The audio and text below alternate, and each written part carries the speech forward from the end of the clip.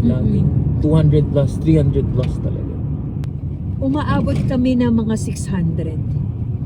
Sa Vancouver, 700 kami.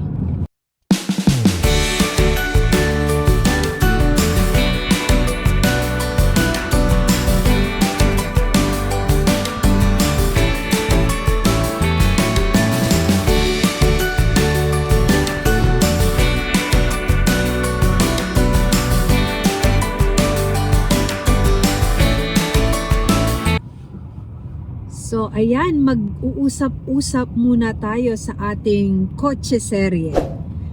Comparison, Welcome back to our kotse serye. comparison ng living expenses namin sa Richmond, BC, British Columbia. yes, and dito sa Calgary, Alberta. So, unahin natin ang grocery list natin. Okay. And ang favorite. Ang favorite naming grocery store. Favorite Usually. minamock ko lang actually. Hindi talaga namin favorite. Nakakaasar lang siya kasi lagi. Tsaka malapit sa atin, kaya doon lagi tayo lagi naman. talagang mahal. Lagi. 200 plus, 300 plus talaga. So, Costco, doon kami most of the time nag-grocery. Para sa mga kids stuff, sa house stuff din namin. So, dito sa Calgary, umaabot kami ng mga 600 nitong past few months. So, 600 lagi ang nababudget namin doon. Sa Vancouver, 700 kami. Plus PST pa. So, comparison ng Costco doon at dito, mas nakakales kami ng gastos dito. And of course, ang superstore na doon din kami nag-grocery para sa other stuff na like mga Asian goodies na meron sila, we spend 200 to 250 monthly doon. And di sa Vancouver, umaabot kami ng 270, 80, ganyan. Monthly. Kasi, yun nga, may PST din. Tapos, may konting differences ang mga vegetables, mga fruits, tsaka mga ibang stuff ng superstore na meron sila. Next on our list is gas. So, alam naman natin na mas cheaper ang gas dito sa Alberta. So, monthly nga, sa dalawang sasakyan, we spend like 278 for 2 cars. And sa Costco, gas kami nagpapagasolina. Versus sa Vancouver namin, kung dalawa din ang sasakyan namin doon, umaabot yun ng $350. So, may plus pa ulit yun na PST. So yung PST kasi nakailang banggit na si Donna. Ang PST kasi may mga provinces na merong provincial sales tax na tinatawag. So yun yung PST. Sa Alberta, thankfully, and one of our considerations din talaga kung bakit dito kami na province lumipat, ay wala siyang provincial sales tax, GST lang. PST. GST lang ang meron ng Alberta, which is all provinces have. Na meron. And then, syempre, meron tayong sasakyan, so kailangan natin ng car insurance. Yep, so sa insurance, actually, nung dumating kaming Vancouver. Canada, nagstay kami sa Vancouver, we used our International. Philippine license pa. Kasi pwede ka naman mag-drive ng up to 3 months kung temporary resident ka. So pagkakuha namin ng British Columbia license namin, nagmura siya. So from 420 nag-start pa nga ng mura yan, 200, and then naging parang 160 or 150 na. So nagmumura siya. So i-continue ni Donna, kung dalawa ang sasakyan namin, actually is 150. The same sa Alberta, which is 300 din. It's just that ang advantage ng sa British Columbia ay comprehensive insurance yun. Ano ang comprehensive, Daddy? Covered lahat. Nabangga ka, binangga ka, in a sense, tumambling ka, kahit na anong mangyari sa'yo, i-cover ng insurance ng British Columbia. Which is On the dito other tayo. hand, Aha. yung sa Calgary namin is one way. So, may disadvantage siya. Kaya So, one way lang. yeah, so yun yung tinatawag nilang minimum insurance required, which is one way. Yeah. So, that is why we're very, very, very careful. Careful. Lalo Kasi dito, lalo pag winter din. So we are very, very careful na huwag mag-slide, makapangga. So, alisto talaga. Yeah. Lahat ng senses. Presence of mind. Oo. And I think magta-transition din ang Alberta into parang BC na care first insurance. So Mhm. anyway, pwede natin pag-usapan yan sa ibang topic naman. Yep. So, alright. Next on the list is ang aming allotted or budget shopping. Halos the same lang namin siya binudget. 200 more or less every month kami. Kasi we're very conservative in terms of shopping kasi hindi naman kami ma-shopping na taon ni Lawrence And actually. yun actually talaga ang pwede mong kontrolin. Yeah. The others naman are really required. I mean, utilities, mortgage, I mean, kailangan talaga yun eh. Hindi mo talaga mali. Pero yung shopping, yun yung pwede mong kontrolin. So yun yung kinokontrol talaga namin. Yeah. So unless na, yun, may mga celebrations kami or Yes, mga syempre pag Christmas gift para sa season, mga bata, Oo, ganyan, Christmas or season, we spend a lot. We spend more. Yeah. than the allotted budget. Pero within our means pa rin. And next on our list na very important is insurance. So meron tayong car insurance. So syempre we need to have our insurance then. So for us, sa akin, ang insurance ko monthly is 46 lang, which is same sa Vancouver namin kinuha at dito din. Yeah. And for Lawrence is 150, which is the same din in Vancouver tsaka dito sa Calgary. Same insurance provider. Next is very important din ang RESP ng mga bata.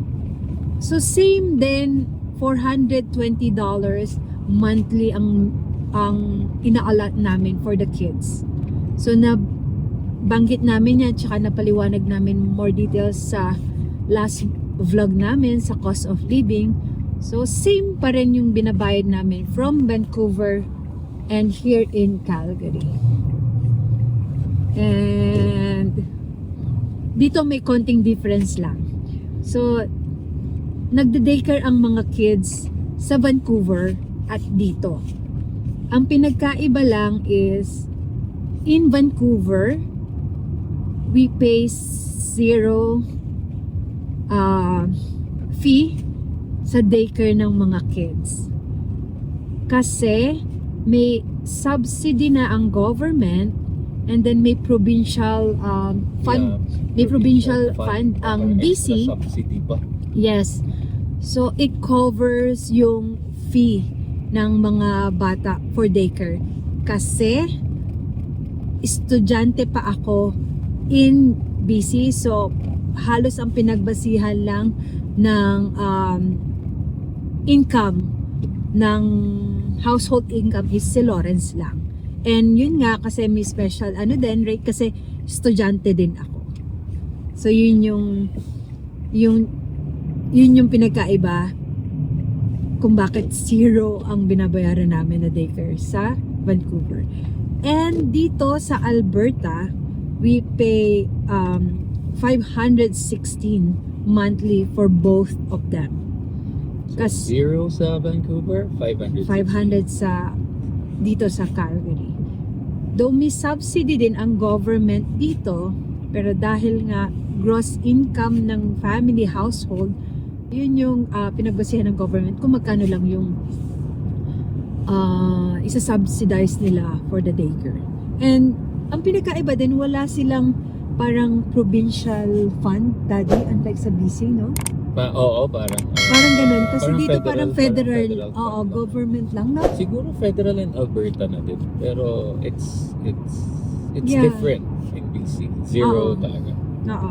I think up to $170,000 income clear. Yeah. And then our phone data at saka internet, it's the same lang din. Kasi nga, kung ano yung meron kami sa Vancouver, which is $56 monthly, yun din ang meron kami dito sa Calgary. Kasi tinransfer lang ni Lawrence actually.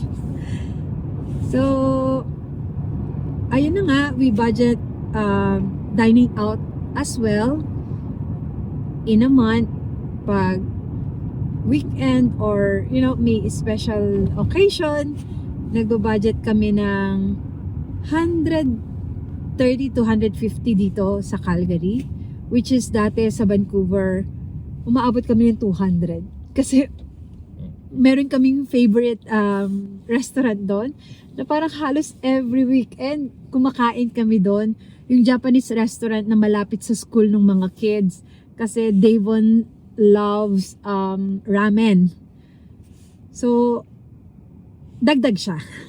Dagdag siya sa budget namin. Which is dito hindi kami masyado na, or dahil wala pa rin kaming Wala Japanese restaurant to go. Yeah. Masyado? Meron, pero Medyo malayo sa atin. Yeah, medyo Yeah. malayo. Yun So- kasi super convenient, malapit dun sa Oh, school. on the way nila, sa school Devon talaga. eh. Yep. Kaya ang hirap pigilan eh.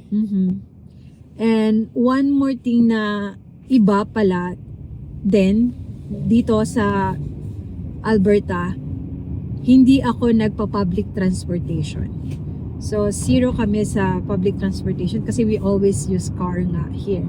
Sa Vancouver kasi, nung student ako, nag-train ako papasok. Kasi nga sobrang mahal ng parking sa Yeah, downtown. so hindi ako nagda-drive sa downtown kasi per hour like $20. Yeah. So, tsaka isa lang din yung car namin doon. So, ginagamit hatid sundo sa mga bata. So, nag-spend kami ng $150 monthly for unlimited train and bus sa Zone 1 and 2 lang, no, Dad? Zone 1 and 2. Kasi may zoning sa Vancouver kung 130 siguro ang zone 1 and 130 o 150, if I'm not mistaken. Yeah. Isang ganun. Oo. 100 plus. So, meron kaming car doon na parang nilalagyan namin ng load na 150 a month para sa unlimited use for Zone 1 and Zone 2 for train and buses. Naalala mo isa yun sa hindi ko matanggap. Kasi ang transportation namin sa Singapore, $30, $40 maximum na yun unless na sobrang magala ka. Oo. Pagdating dito, 130, 140. Correct. Oo. Kasi pag wala ka nung card na unlimited na niloload mo, Lugi. one way parang isang top mo, oo. 7, 6. $6. Isang top Easy. mo, parang okay. Any distance pa yun, di ba? Yeah, sobrang mahal talaga. So, yun. Naka-budget kami doon. So, dito wala kaming public transportation na ginagastos. So, yun ang usually living expenses namin monthly. And of course, ang pinakamalaking contribution sa monthly gastos is ang bahay. So, ang bahay rented namin sa Richmond is townhouse din, which is 2,850 monthly. Minsan natatawa na lang Mhm. bigla ako. Plus utilities namin doon, estimated namin is 400, pero it changed pag winter kasi nga we use more of the heater na lumalaki yung kuryente, tumataas siya ng 500 to 550, ganyan. Pero let's focus on 400 lang muna. Average natin. Plus 115 sa Wi-Fi internet namin, which is the same din dito sa Calgary, right? So, total cost of living namin sa Vancouver is $6,000 6,751 monthly. So, syempre nga, nagbabago-bago yan. Depends on the season. And dito sa Calgary, so kung mapapanood nyo yung previous vlog namin, ang cost of living namin sa Calgary is 6,917. So, may difference tayo. Malaking 200? Aha. Kasi may malaking impact din yung nagbabayad kami ng daycare sa mga bata. Kasi it's 500 plus na agad. So yan ang comparison ng living expenses namin monthly in Richmond and here in Calgary. So may mga differences. Syempre dito nagbibuild tayo ng equity. Tapos mas mababa yung mga bilihin. Dahil walang PST, no? Dahil walang PST. Tsaka may difference pa rin sa mga price ng mga vegetables, ng fruits, and mga other stuff din. Plus nga, wala tayong PST dito. So, mas mababa yung cost of living expenses in terms of that.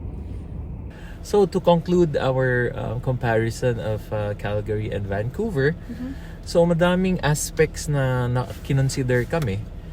Number one is of course yung bahay talaga, kasi gusto namin magkaroon ng bahay, which is we were able to achieve nung nasa Calgary. Kasi kinompute namin more or less ganun din naman yung rent namin sa Vancouver. Then syempre walang PST ang Alberta.